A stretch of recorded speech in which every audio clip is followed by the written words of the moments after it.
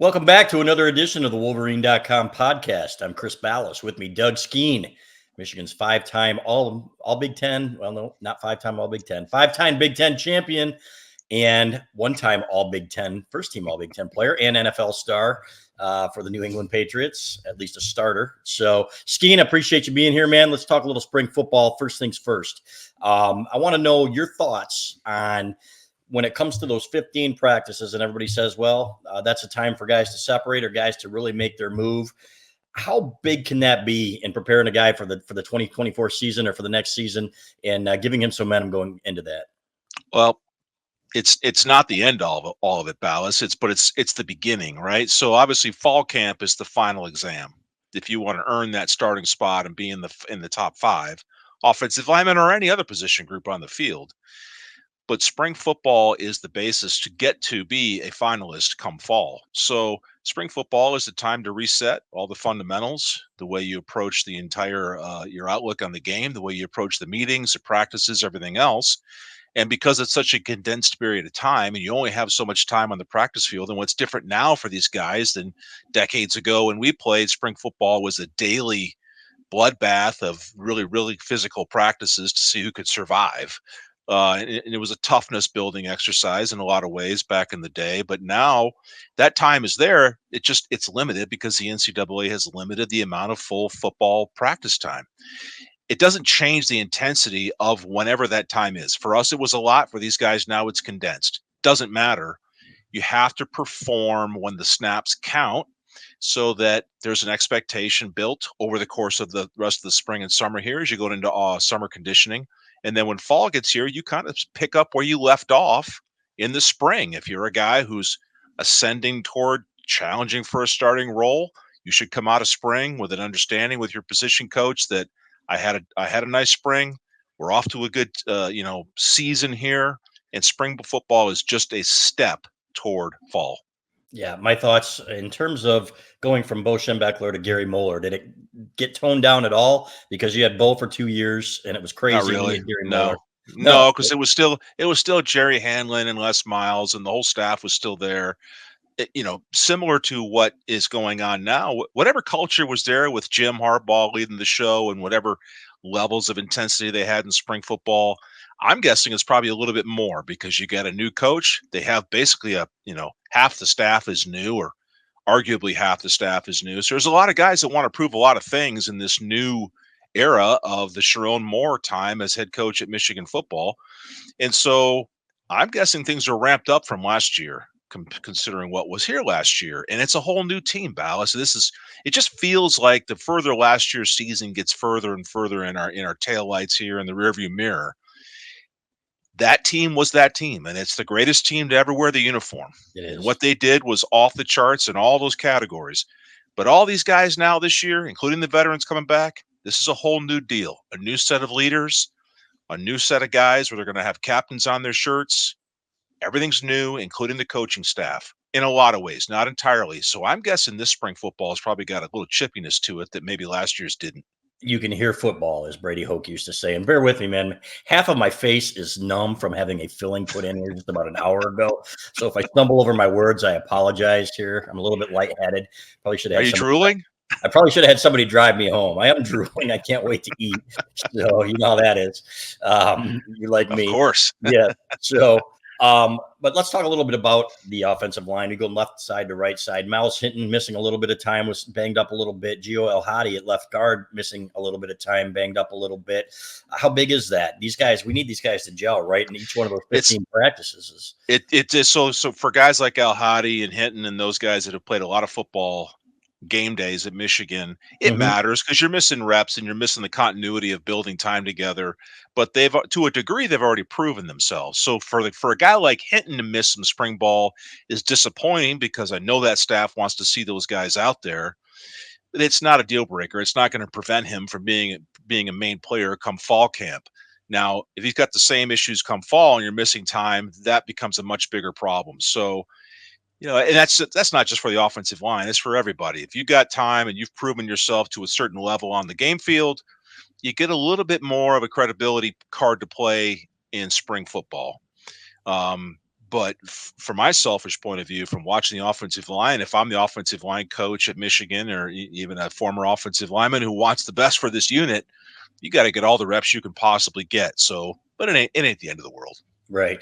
Do you like Hinton at left tackle? I have my concerns when I saw him play right last year, and he struggled a little bit with some of those pass rushers. Well, I think he's probably most comfortable at right, and we've watched, with Barnhart, last year and the year before. You take a guy who's naturally used to right-handed stance, right-handed sets, right-handed everything you do, and then you ask him to move left. Yeah, in theory, you just say, okay, well, just flip the play in your mind and flip everything else in your stance, and you'll be just fine. Yeah, easier said than done. Some guys are just more comfortable at certain positions than others. So if I had my choice, knowing what I saw out of Hinton play right, I'd rather have him play right and have a new guy who's been playing left the whole time play left. Now, I don't know what the situation is there with who they've got, and maybe they have to put him over there at left. But all things, empty slate of paper, he's my right tackle. Yeah. Yep. And he said he is a little bit more comfortable playing left. By that way, that picture, people are listening to this without seeing the video of the fire in the background. Did you ever run out of a tire? I'm sorry. See what I'm saying?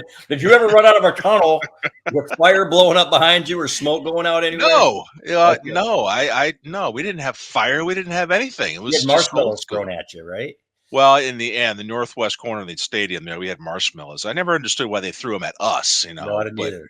No, yeah, sorry, it was super sticky. No fire, just marshmallows and the occasional, pennies and nickels if you were playing up at Camp Randall. Yeah, you never looked up. You never looked up in the stands at Camp Randall because you might catch a penny in the eye.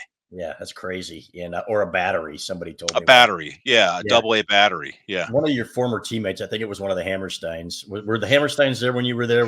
They left just before we got there, but I know who you're talking about. Yeah. So they were there. They were talking about it was South Carolina in 1985, and they went down there, and then they said the smoke was coming out, and they were playing 2001: A Space Odyssey, and they said it was the coolest damn thing they ever saw.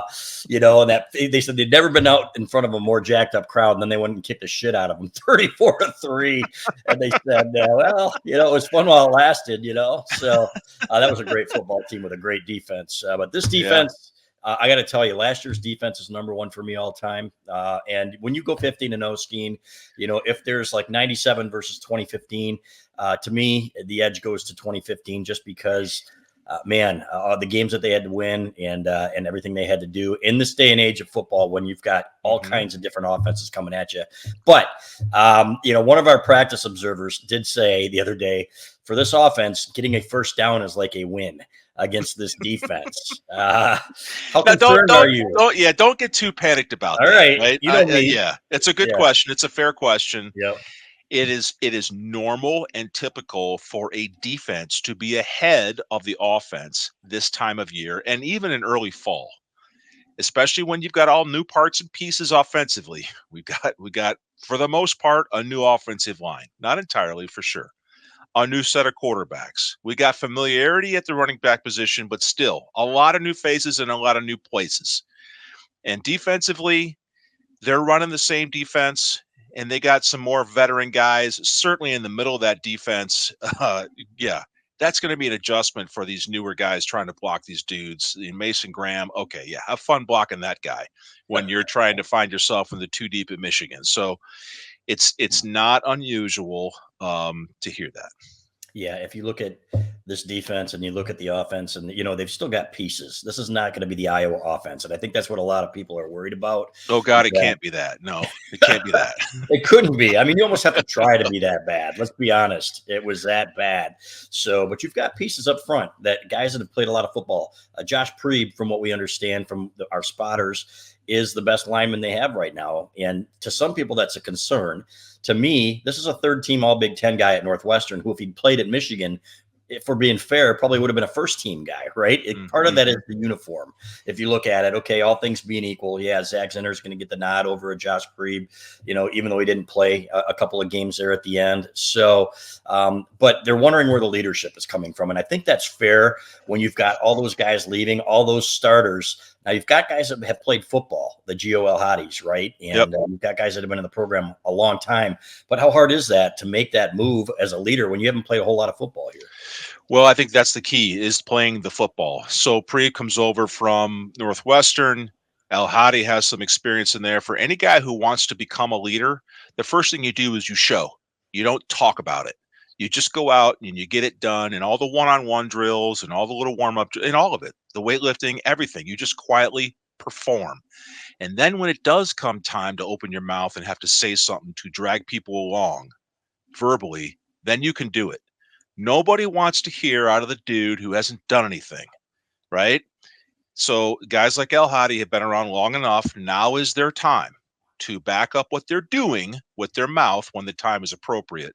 And of course, yes, some guys have bigger mouths than others, but there's enough names in that room, Balas, and enough guys that have been around that they can lead themselves. And then as time moves on and the big plays are made, both in practice that we'll never see and on Saturdays this fall that we will see, the leaders will emerge in that offensive line. They always have and they always will.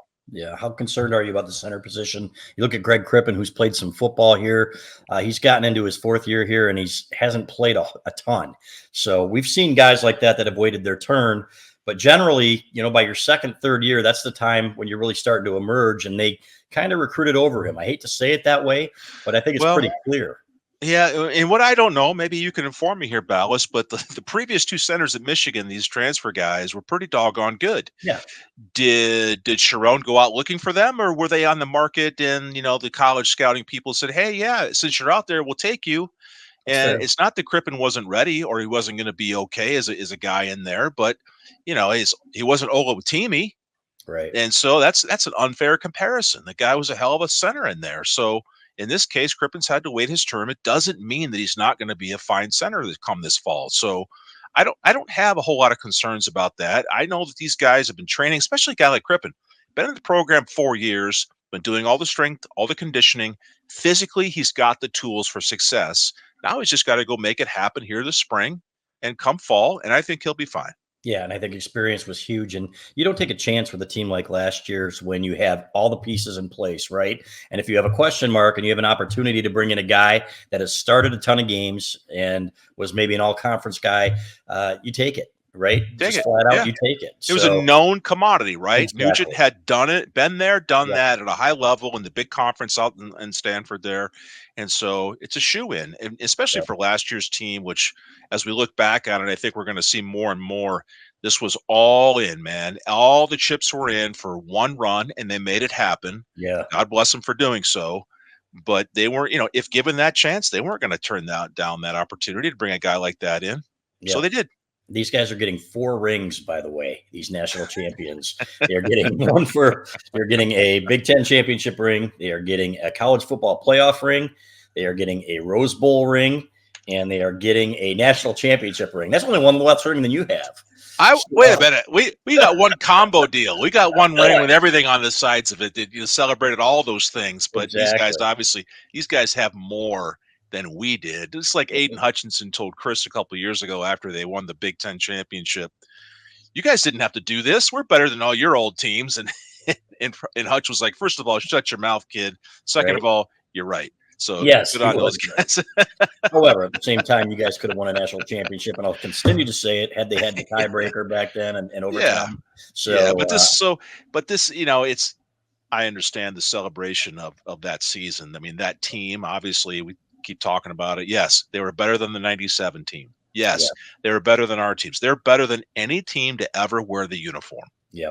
If we go and look at the center position last year, Drake Nugent was not Olu Oluwatimi, in my opinion. There were times, we saw him on his butt a few times, but he's holding it just long enough. There were times it looked like he was trying to keep the dam from breaking, but he did it.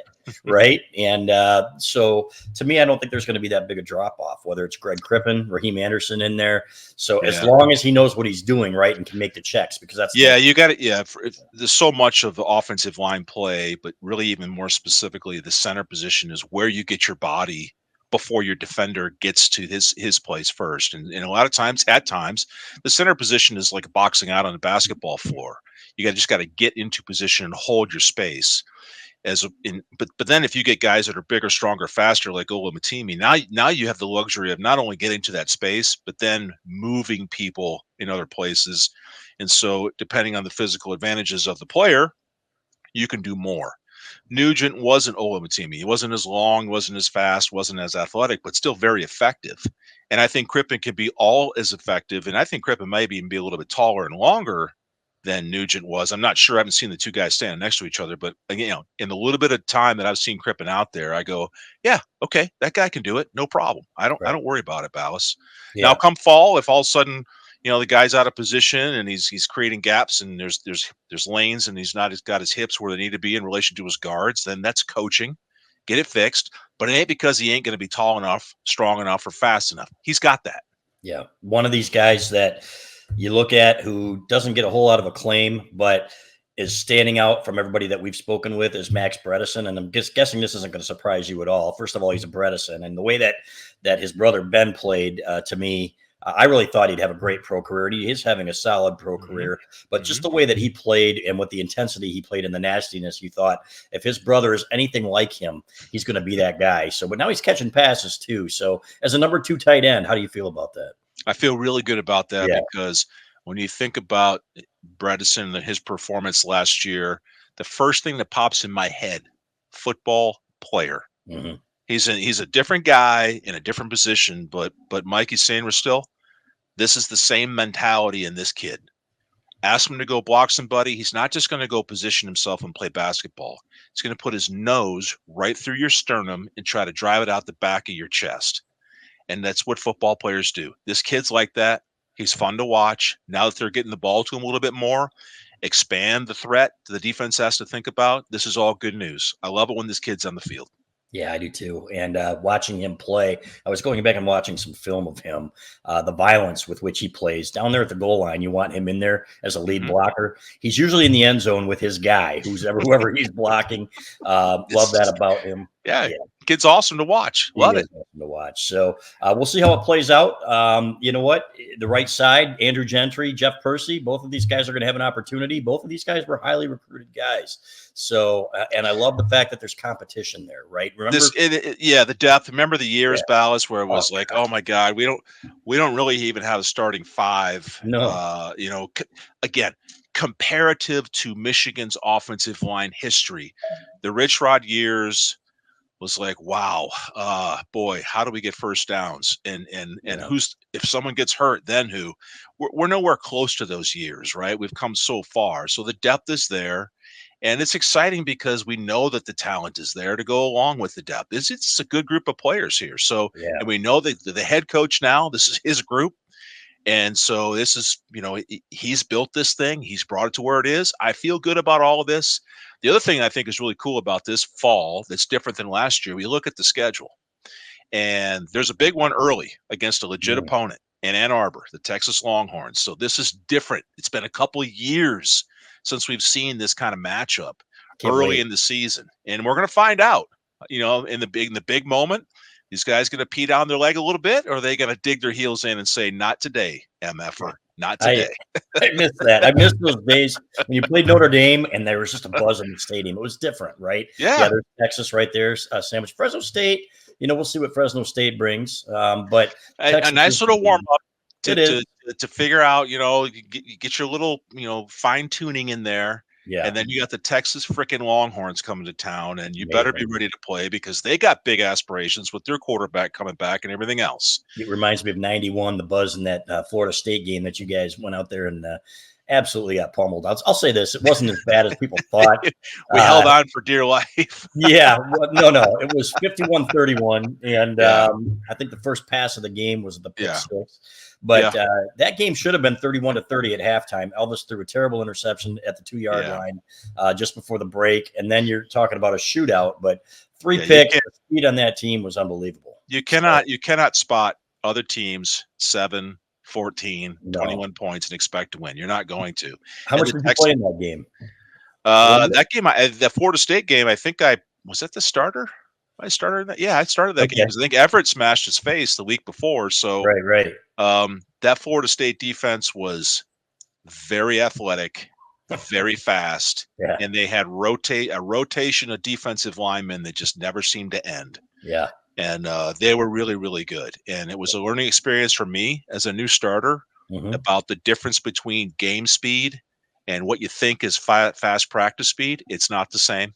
Yeah. And I'm guessing it's the same in this era of today as it was 30 years ago when we played. It's just not the same when the television cameras are on and it's real.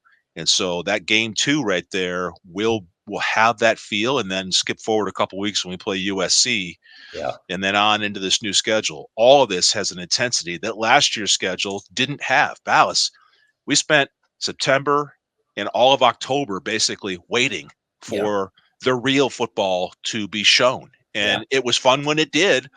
But man, last year it was week after week. Yeah, check the box. Michigan won another game. Ho hum, right? Right. That's kind of how it felt, right? Yes. Yep. This year there's questions, right? Love How it. are we going to perform in these games? How are these position groups going to perform? Who's the quarterback going to be? And when the bullets are running live, and he's in the pocket, whoever that guy ends up being, whether it's Orge or anybody else, Tuttle, I don't know. How are they going to perform? Because somebody has to step up. Yep, and that is a perfect segue into what I wanted to talk about next, and that's the quarterbacks. Now, we were talking about how, right, if there's a center that can go out there and you plug that guy in and he's going to make your team better, you go get him, and you're not worried about hurt feelings. Even in the day and age of the portal here, right? If your guy's going to transfer out, then that's just the way it's going to be. Sorry, I'm drooling here a little. But when you talk about quarterbacks, right, if you've got the question marks, right, at receiver and offensive line, and you can go out and get a difference-making quarterback, then you've got to do it. You've got this defense that's special, Skene. You've got positions. You got running back. I've heard great things about Kalel Mullings. You've got an offensive line that's going to be, I think, solid. The fact that they're looking not great at this point is probably a testament to that elite Michigan defensive line. And then you've got some receivers that are playing pretty well when the ball gets to them. So to me, they have to go to the portal and get a quarterback from based on everything I've heard. It only makes sense. Your thoughts on getting a quarterback in the spring? So the old school in me would say, no, you stick with the guys you got and you develop who you have. Well, that era is gone, Bal. It's just like we talk about, you and I've talked about in our golf outings and when we're just chatting between you and I. These are business decisions now that these young players are making, right? So if you're a young man on whatever football team in America, Michigan had a couple this last year, and Alabama calls and says, we'll pay you 3 or 4 or 5 times the amount of money you're getting at Michigan, you may not want to leave Michigan, but that kind of money you have to take. It's a business decision. Yeah. So guys hit the transfer portal and they leave and they go take the money. I understand. I don't like it, but I understand it. The same thing goes now for coaching staffs in America. You evaluate your team.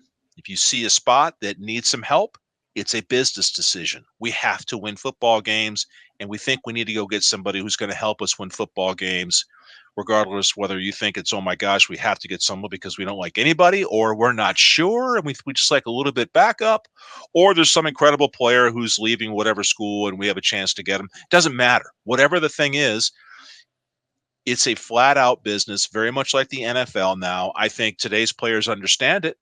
I do. It certainly it appears that they do because they're leaving, they're coming and going for these same reasons. And these coaching staffs are doing the same thing with their rosters because they have to. Yeah.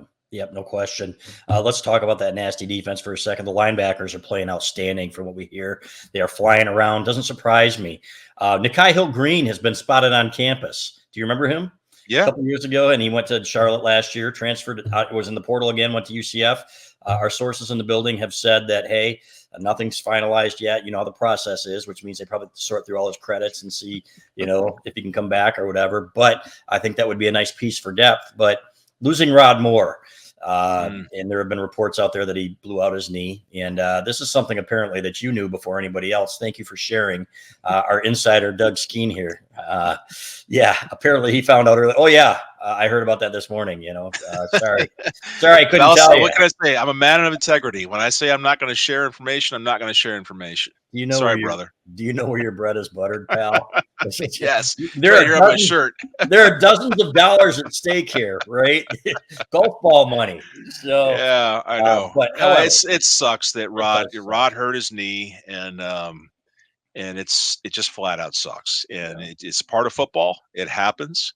And I don't know what role or what path Rod's going to take. Maybe he does the Ronnie Bell thing, gets a medical, and we're talking about him a year from now. Maybe he's shown enough, and an NFL team will bring him in and pay him. I don't know. Either way, I think it's going to work out in the end because the technology and knee rehabilitation and surgeries has never been better. So it's not like his career is over. Right. It's just been delayed by a year. Yep. How when you came back from your knee injury, you weren't the same the following year, right? How long did it Mm. take you back then? Of course, that was 30 years ago. Was it a couple of years? A couple years. So, my knee injury was far more than just an ACL. I had Mhm. 3 ligaments all torn. So I had a really bad dislocation. So Rod's injury, I don't think is that bad. I don't know the details, but I don't think it's nearly that bad.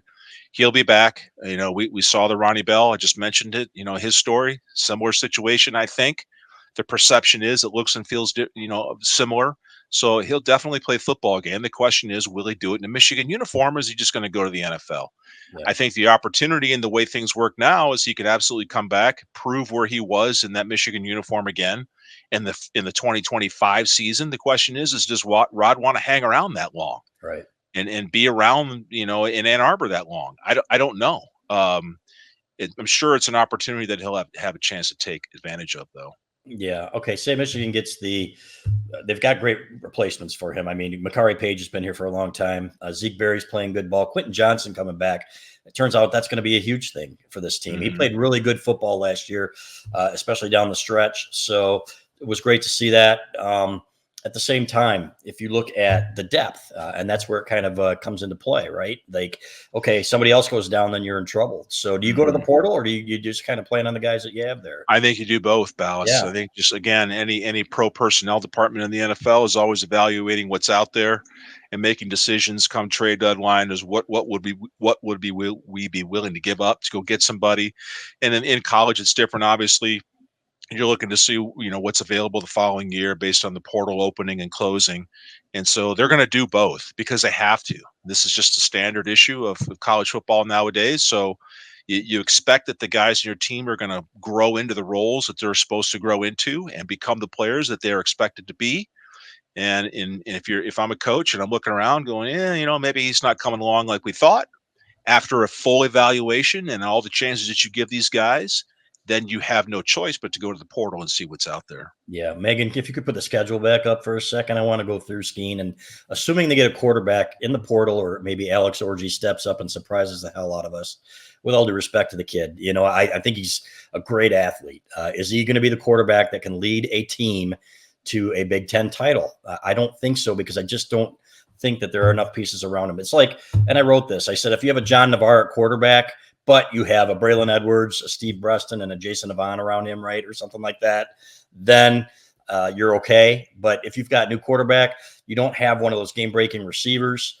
The offensive line's brand new. I think you need somebody better, somebody more proven. So hopefully they can go out into the portal and get somebody. Say they do, and say they get that quarterback play, really good quarterback play scheme.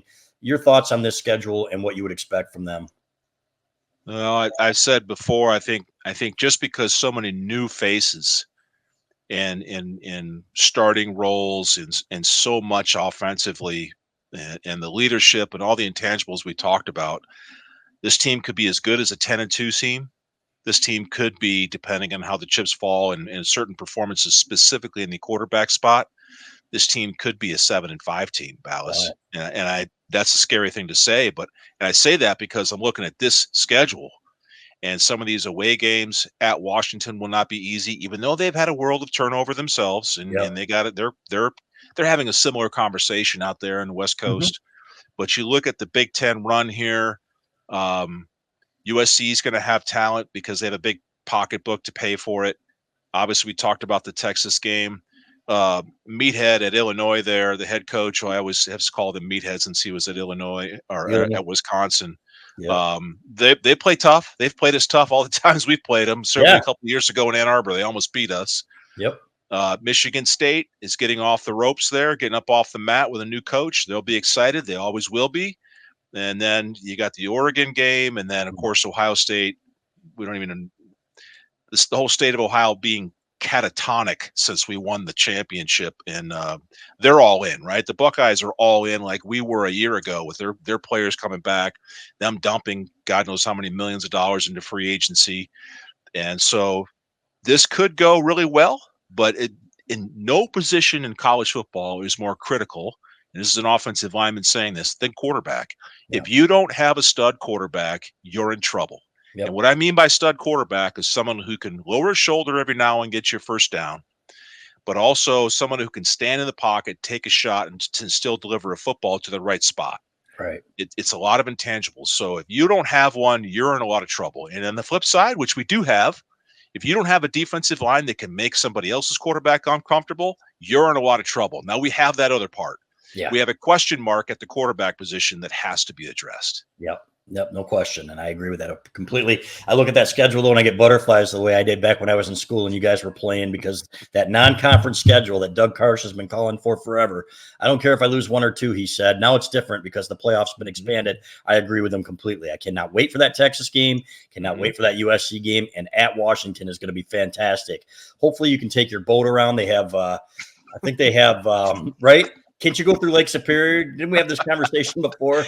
Are there enough rivers and lakes to get to the West Coast? Yeah. Didn't you ask me if I had to go through Lake Superior to get to Holland, Michigan, or something like that? No, that wasn't something like that. And it's like, that. really?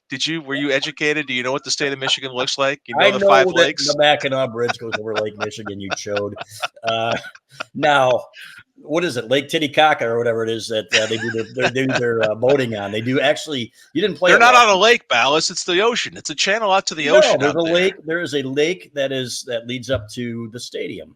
I thought that was a bay that's connected to the Pacific Ocean. I don't know. We'll check. No, I don't know my Northwest geography that well, but I think it's connected to Lake Superior though, and you can take your. Oh boat. yeah. There's a straight channel from Lake Superior to Washington's campus. Exactly. So you got to get an early start, probably like August, or maybe at least July. Maybe July. Yeah. All right. I'll chip in for gas money. We'll all chip in for gas money, put a few bucks down, and we'll go from there. So it would be fun. It would be fun to go out there and see that game. It looks like an awesome atmosphere. We're going to be there. Hopefully you guys can join us. Maybe Tracy too. We'll take NFL Settlement 2. Is that the name of your boat?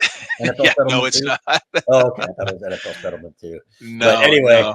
Yeah, I remember what it was. But anyway, great stuff, Skene. I appreciate it. We will talk to you again in a couple weeks. After the spring game, we'll break down some film, let people get your expertise on the offensive line, and really appreciate your time. All right. Go Blue.